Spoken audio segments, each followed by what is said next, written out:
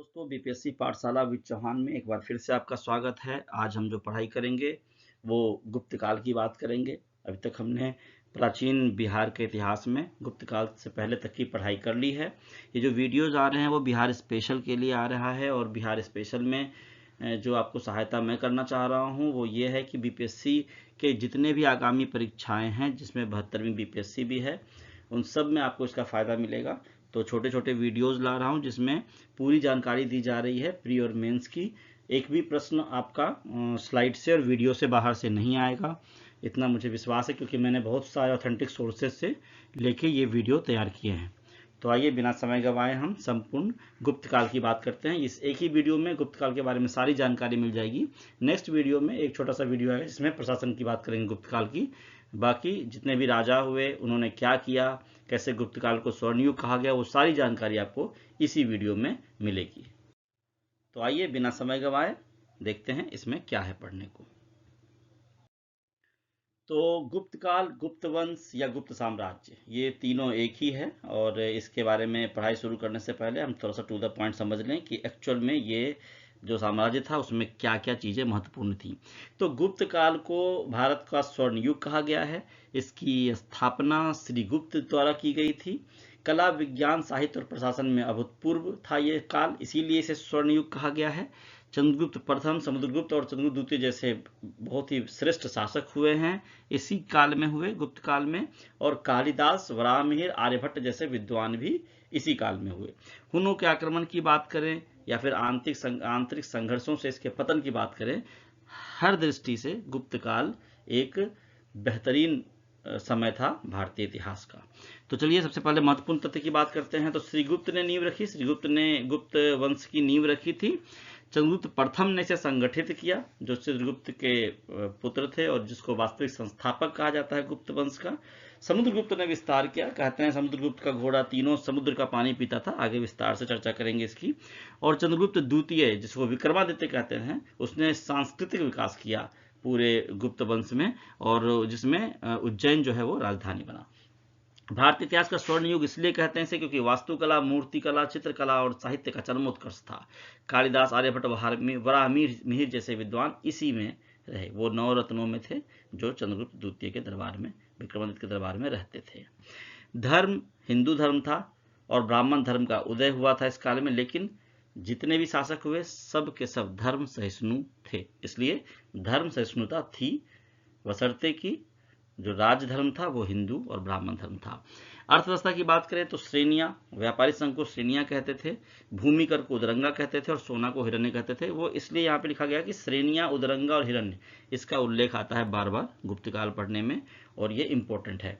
पतन की बात करें तो हुन का आक्रमण हुआ था, हुनों का आक्रमण, सामंतों का विद्रोह हुआ था, आंतरिक कलह हुए थे और जो विकेंद्रीकरण हुआ सत्ता का उसके वजह से इसका पतन हुआ। शासकों की बात करते हैं तो सबसे पहले श्रीगुप्त आता है जो संस्थापक था, उसका पुत्र फिर घटोत्कच गुप्त जो जिसने महाराज की उपाधि ली। उसके बाद आते हैं चंद्रगुप्त प्रथम जो वास्तविक संस्थापक माने जाते हैं गुप्त वंश के। फिर आता है समुद्रगुप्त जिसको भारत का नेपोलियन भी कहते हैं। फिर आता है रामगुप्त, वो कायर है, कायर क्यों है ये आगे हम पढ़ाएंगे आपको। उसके बाद आता है चंद्रगुप्त द्वितीय, रामगुप्त चंद्रगुप्त द्वितीय ये दोनों भाई थे। चंद्रगुप्त द्वितीय को ही विक्रमादित्य भी कहते हैं, जो विक्रम बेताल भट्ट वाली कहानी है वो भी इसी से जुड़ी हुई, इसी राजा से जुड़ी हुई है। और जो बेताल भट्ट था वो भी चंद्रगुप्त द्वितीय विक्रमादित्य के 9 रत्नों में से ही एक था। संस्कृति का विकास किया था इसने। उसके बाद आता है कुमारगुप्त जिसने अपनी जिंदगी में एक ही काम किया है, नालंदा विश्वविद्यालय बनाया जो बहुत ही फेमस है, आज भी फेमस है। फिर आए स्कंदगुप्त और हुनों के आक्रमण को स्कंदगुप्त ने विफल किया था। तो ये प्रमुख शासक थे गुप्त वंश के। अब हम एक एक करके सभी शासकों के बारे में पढ़ेंगे और डिटेल से जानेंगे गुप्त साम्राज्य को। तो आइए एक एक करके शासकों को पढ़ते हैं। सबसे पहले श्रीगुप्त की बात करते हैं। 240 से 280 ईस्वी गुप्त वंश के संस्थापक श्रीगुप्त थे। मगध के आसपास एक छोटे से राज्य की इन्होंने स्थापना की थी। प्रभावती गुप्ता के पुणे ताम्रपत्र शिलालेख में इनको आदिराज कहा गया है और समुद्रगुप्त की प्रयाग प्रशस्ति में इनको महाराज कहा गया है। इत सिंह ने श्रीगुप्त को चिलिकितो नाम दिया था और कहा था कि इन्होंने बौद्ध मंदिर बनवाया था मृग शिखा वन में और उसके लिए 24 गांव दान में दिए थे।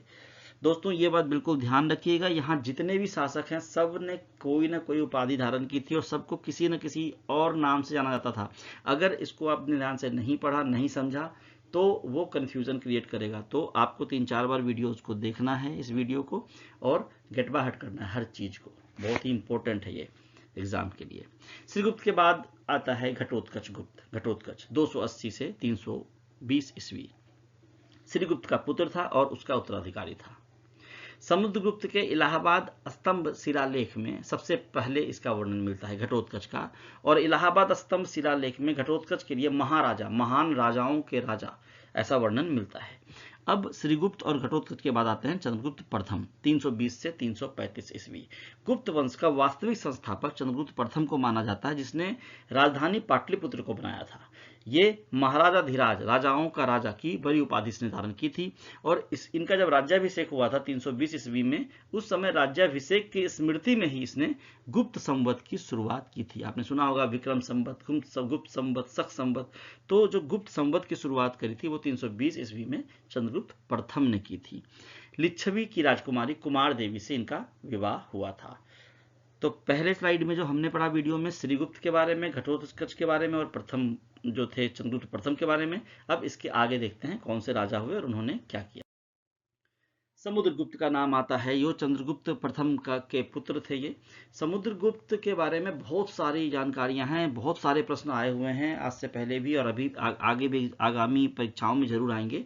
इसको बिल्कुल ध्यान से सुनिएगा। सबसे पहले हरिसेन, जो समुद्रगुप्त का दरबारी कवि था, इसने एक प्रयाग प्रशस्ति लिखी जिसको इलाहाबाद स्तंभ शिलालेख भी कहते हैं। इलाहाबाद को प्रयागराज कहते हैं, तो इलाहाबाद स्तंभ शिलालेख मतलब प्रयाग प्रशस्ति। उसमें समुद्रगुप्त की विजयों का उल्लेख है। ये क्वेश्चन कई बार पूछ चुका है। समुद्रगुप्त ने अपनी राजधानी पाटलिपुत्र ही रखी, आधुनिक पटना जो वही पाटलिपुत्र था। इसने आर्यावर्त के 9 और दक्षिण भारत के 12 राजाओं को पराजित किया। समुद्रगुप्त बहुत ज्यादा प्रतापी था और बहुत सारी लड़ाइयां उसने जीती थी। उत्तर भारत में राज्यों को सीधे साम्राज्य में इसने मिला लिया, जबकि दक्षिण भारत में इसने कर लेकर राज्य को लौटा दिया, धर्म विजय की नीति अपनाई। समुद्रगुप्त को सिक्कों पर वीणा बजाते हुए दिखाया गया है, जिससे ये प्रतीत होता है कि ये संगीत प्रेमी था। अश्वमेध यज्ञ किया था इसने। अश्वमेध यज्ञ करने के बाद सोने के सिक्के इसने दीनार के नाम से जारी किए थे, जिसमें गरुड़, धनुर्धर और व्याघ्र, बाघ के चित्र बने हुए हैं। और गरुड़ का चित्र बना हुआ है, इसलिए ऐसा माना जाता है कि यह वैष्णव धर्म को मानता था। धार्मिक रूप से ये भी सहिष्णु था। पूरा गुप्त साम्राज्य ब्राह्मण धर्म मानता था, वैष्णव धर्म मानता था, लेकिन धार्मिक रूप से सहिष्णु था। श्रीलंका के राजा मेघवर्मन को बोधगया में बौद्ध मठ की अनुमति समुद्रगुप्त ने ही दी थी बनाने की। तो श्रीलंका के राजा मेघवर्मन को बोधगया में बौद्ध मठ बनाने की अनुमति भी समुद्रगुप्त ने ही दी थी। ये प्रश्न पूछा गया है। इनकी उपाधियों की बात करें तो इनको कविराज, विक्रमांक और भारत का नेपोलियन कहा गया है। भारत का नेपोलियन को वीए स्मिथ ने कहा था। उनके अलावे कविराज, विक्रमांक, परक्रमांक और प्रतिरथ और धर्मबंधु, ये सारे नाम समुद्रगुप्त के हैं। समुद्रगुप्त के बाद थोड़े समय के लिए रामगुप्त आता है। ये 375 ईस्वी में शासक बनता है और रामगुप्त ने अपने पिता समुद्रगुप्त का स्थान लिया था, लेकिन वो एक कमजोर योद्धा था। और उसी समय क्या होता है कि शक शासक जो है वो उससे लड़ाई होती है इसकी। और रामगुप्त की जो पत्नी थी उसका नाम था ध्रुव देवी, ध्रुव स्वामिनी। ये इसलिए यहाँ बताना जरूरी है क्योंकि देवी चंद्रगुप्तम जो नाटक है उसके अकॉर्डिंग शक शत्रु से अपमानित होने के बाद रामगुप्त ने ध्रुव देवी को उन्हें सौंपने का फैसला किया, लेकिन बाद में चंद्रगुप्त द्वितीय, रामगुप्त के भाई ने शक राजा और फिर रामगुप्त दोनों को मारकर ध्रुव देवी से विवाह कर लिया था।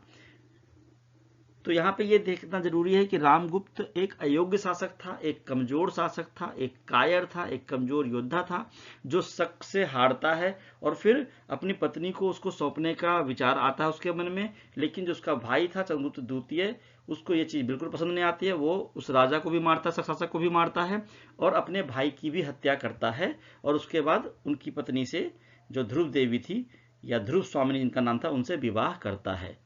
दोस्तों यहाँ पर एक छोटी सी कहानी बताऊं मैं आपको, जो मैंने किताबों में पढ़ी है, आपने भी कहीं ना कहीं पढ़ी होगी, कि क्या होता है जब ये अपनी पत्नी को सौंपने की बात करता है ना, तो उस समय जो चंद्रगुप्त द्वितीय है वो जो है वो महिला के वेश में उसके दरबार में जाता है और फिर उसकी हत्या करता है जो शक शासक है, ऐसा कुछ बताया गया है। तो इसको आप थोड़ा ध्यान रखिएगा। आगे देखते हैं क्या पढ़ना। चंद्रगुप्त द्वितीय की बात आती है। चंद्रगुप्त द्वितीय, जिसे विक्रमादित्य भी कहते हैं, यह गुप्त वंश का सबसे प्रतापी राजा था और समुद्रगुप्त का पुत्र था। शकों पर विजय इसने प्राप्त की, अभी मैंने बताया, उसने हरा था शकों को, और कूटनीतिक वैवाहिक संबंध स्थापित किए वाकाटक और नाग वंश के साथ। अब किस तरह से किए वो देखिए। चंद्रगुप्त द्वितीय ने ध्रुव देवी और कुबेर नागा से विवाह किया। कुबेर नागा से उत्पन्न पुत्री प्रभावती गुप्त का विवाह वाकाटक नरेश रुद्र सिंह द्वितीय के साथ हुआ था। रुद्रसेन की जब मृत्यु हो जाती है, जो वाकाटक नरेश था, तो ये जो प्रभावती गुप्त है वो चंद्रगुप्त द्वितीय की ही सहायता से गुजरात और काठियावाड़ पर विजय प्राप्त करती है और अपने राज्य का शासन चलाती है। ये एक स्टोरी है। दूसरा है, चंद्रगुप्त द्वितीय को मेहरौली स्तंभ लेख में चंद्र के नाम से संबोधित किया गया है। ये मेहरौली स्तंभ लेख जो है वो दिल्ली में है, जो कि कुतुब मीनार के कैंपस में ही है। और ऐसा माना जाता है, ऐसा सच भी है कि वहाँ पे उस लोहे को ऐसे बनाया गया था, उसमें कभी जंग नहीं लगता। जब कितना पुराना है ये, आप देखो 375 से 415 ईस्वी की बात कर रहे हैं, उस समय से वो है वहाँ पे। साहित्य में देखें तो साहित्य नवरत्न जो थे वो इसके दरबार में थे। कला और विज्ञान का विकास अपने चरमोत्कर्ष पर था और समृद्धि उसमें बहुत ज्यादा थी भारत की, इसलिए भारत में गुप्त काल को स्वर्ण युग माना जाता है। और एक्चुअल में वो जो स्वर्ण युग था वो चंद्रगुप्त द्वितीय के टाइम का ही काल था। चंद्रगुप्त द्वितीय ने विक्रमादित्य की उपाधि ली 389 ईस्वी में शकों को पराजित करने के बाद। जो मेन विक्रमादित्य है वो चंद्रगुप्त द्वितीय ही है। आप आगे बहुत सारे राजाओं के बारे में पढ़ोगे जिसने विक्रमादित्य की उपाधि ली थी, लेकिन जो मुख्य विक्रमादित्य, जिसका नाम हम और आप ऐसे पढ़ते हैं कि विक्रम बेताल या विक्रमादित्य, वो उपाधि 389 ईस्वी में चंद्रगुप्त द्वितीय ने ही ली थी शकों को पराजित करने के बाद। चंद्रगुप्त द्वितीय ने देवराज, देवगुप्त, देवश्री, प्रवरसेन जैसी उपाधियां भी धारण की। अपनी दूसरी राजधानी उसने उज्जैन बनाई। पहली थी पाटलिपुत्र जो अब तक चलती आ रही थी, और दूसरी राजधानी को इसने उज्जैन बनाया, उज्जैनी। सबसे महत्वपूर्ण विजय जो इसकी है वो शक राजा रुद्र सिंह तृतीय पर थी, जिससे शक शासन का अंत होता है। और इस जीत के बाद जो चंद्रगुप्त द्वितीय है उसने चांदी के सिक्के जारी किए थे। एक तथ्य है, इसको याद रखिएगा। उनके दरबार में जो नवरत्न थे उनके नाम है कालिदास, वराह मिहिर, धनवंतरी, अमर सिंह, शंकु, बेताल भट्ट, जो विक्रम बेताल वाली कहानी है इसी के साथ है, घाट करपर, छपनक और भर्रुचि। चीनी यात्री फाहियान चंद्रगुप्त द्वितीय के शासनकाल में ही भारत आया था। फाहियान ने कहा है कि वहां अपराधियों को कम सजा दी जाती थी और कर टैक्स बहुत ही कम थे। मतलब राज्य समृद्ध था इसलिए टैक्स कम लगाया गया होगा, और राज्य सहिष्णु था इसलिए अपराधियों को कम सजा दी जाती थी। फाहियान 399 से 414 ईस्वी तक चंद्रगुप्त द्वितीय के समय में रहा था। जो धर्म था चंद्रगुप्त द्वितीय के दरबार का वो वैष्णव ही था, लेकिन अन्य धर्मों के प्रति सहिष्णु। देखिए ये हर राजा में ये लाइन आ रही है कि वैष्णव धर्म अपनाया था उन्होंने, हिंदू धर्म अपनाया था, ब्राह्मण धर्म अपनाया था गुप्तों ने, लेकिन धर्म सहिष्णु थे। अब आगे चलते हैं। चंद्रगुप्त द्वितीय के बाद आते हैं कुमारगुप्त। कुमारगुप्त गुप्त सम्राट चंद्रगुप्त द्वितीय और ध्रुव देवी के पुत्र थे। ये वही ध्रुव देवी हैं जिनसे चंद्रगुप्त द्वितीय ने शादी की थी अपने भाई को मारने के बाद। कुमारगुप्त ने नालंदा विश्वविद्यालय की स्थापना की। उनके शासनकाल में हुनों ने भारत पर आक्रमण किया। कुमारगुप्त ने अश्वमेध यज्ञ किया था। गरुड़ की आकृति वाले सिक्के पश्चिमी भारत में और उनके द्वारा मोर की आकृति वाले सिक्के गंगा घाटी में पाए गए हैं। देखिए कुमारगुप्त को बहुत डिटेल से हर जगह बुक्स में, किताबों में नहीं पढ़ाया गया है। मैंने कोशिश करी है कि जितनी भी सामग्री इकट्ठा कर सकूं इसके बारे में, नेट से या किताबों से, जहां तक जो भी किताबें मेरे पास उपलब्ध है उनसे, वो सारा मैंने इंपॉर्टेंट इसमें डाल दिया है। इससे ज्यादा आपसे पूछा नहीं जाएगा। आगे है, कुमारगुप्त को महाराजा धीराज, परम भट्टारक और परम द्वैत के नाम से भी जाना जाता था, और उन्होंने महेंद्रादित्य की उपाधि ली थी। महेंद्रादित्य की उपाधि किस नाम की थी? कुमारगुप्त ने। और उनके सिक्कों पर इस नाम के कई रूप दिखाई देते हैं, जिनमें श्री महेंद्र, महेंद्र सिंह और अश्वमेध महेंद्र शामिल है। कुमारगुप्त ने अश्वमेध यज्ञ किया था इसलिए सिक्कों पर लिखवाया अश्वमेध महेंद्र। महेंद्रादित्य की उपाधि ली इसलिए लिखवाया श्री महेंद्र या महेंद्र सिंह। तो इस तरह से कुमारगुप्त को हम जानते हैं। कुमारगुप्त के बाद आता है स्कंदगुप्त, ये भी इंपॉर्टेंट है। स्कंदगुप्त का जो काल था वो 455 से 467 ईस्वी था। ये इसको भारत का रक्षक बोलते हैं। वो क्यों बोलते हैं? क्योंकि इन्होंने पुष्यमित्र को हराया था और हुनों को भी हराया था। तो राजधानी पाटलिपुत्र थी। जूनागढ़ अभिलेख में बोला गया है कि हुन जो थे विदेशी आक्रमणकारी, उनको इन्होंने हरा के भगा दिया था। और अभिलेखों में हुनों को मलेच्छ कहा गया है। पुष्यमित्रों को भी हराया था इसने, पुष्यमित्र को भी, और गुप्त साम्राज्य को पुनर्स्थापित करने का काम स्कंदगुप्त ने किया था। इसने सुदर्शन झील का पुनरुद्धार कराया था। सुदर्शन झील चंद्रगुप्त मौर्य ने बनवाया था, जिसका पुनरुद्धार जो है वो स्कंदगुप्त ने करवाया था। ये इंपॉर्टेंट क्वेश्चन है। और स्कंदगुप्त ने जो उपाधि धारण की थी वो था चक्रादित्य।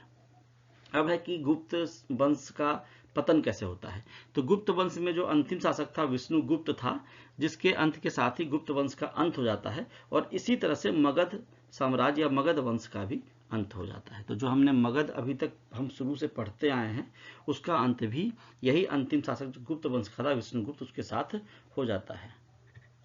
तो दोस्तों इस वीडियो में इतना ही है। 15-16 मिनट के आसपास का वीडियो है। इसको आप 2-3 बार 4 बार अच्छे से देखिएगा, समझिएगा, सुनिएगा। आपको बहुत सारे तथ्य मिलेंगे। प्री में, मेंस में, जहां से भी प्रश्न आए आप आराम से लिख पाएंगे। अगले वीडियो में मैं गुप्त काल के प्रशासन के बारे में आपको बना के दूंगा, जानकारी दूंगा, और उसके बारे में पढ़ेंगे हम। इस वीडियो में डाल सकता था मैं, लेकिन बहुत ज़्यादा वीडियो फिर पजल हो जाता। तो आपने अभी राजाओं के बारे में पढ़ लिया, उनके क्या कर्म थे, क्यों स्वर्णयुग कहा गया, सब चीज़ आपने पढ़ ली है। अब अगला एक छोटा सा वीडियो आएगा जिसमें गुप्त काल के प्रशासन के बारे में हम पढ़ लेंगे, और फिर उससे आगे हम मध्यकालीन बिहार के इतिहास में प्रवेश करेंगे। तो इस वीडियो में इतना ही आज के लिए। आप सबका धन्यवाद इसको देखने के लिए। इसको 2-3 बार देखिए। और आप लोगों से आग्रह है कि अपने दोस्तों से, मित्रों से, परिवार में जो बीपीएससी पाठशाला विद चौहान चैनल है उसको शेयर कीजिए। इसको वीडियोस को लाइक कीजिए, सब्सक्राइब कीजिए, जिससे मुझे मोटिवेशन मिलता है। इससे ज़्यादा कुछ भी नहीं होता। तो आज के लिए इतना ही। धन्यवाद। पढ़ते रहिए, मस्त रहिए।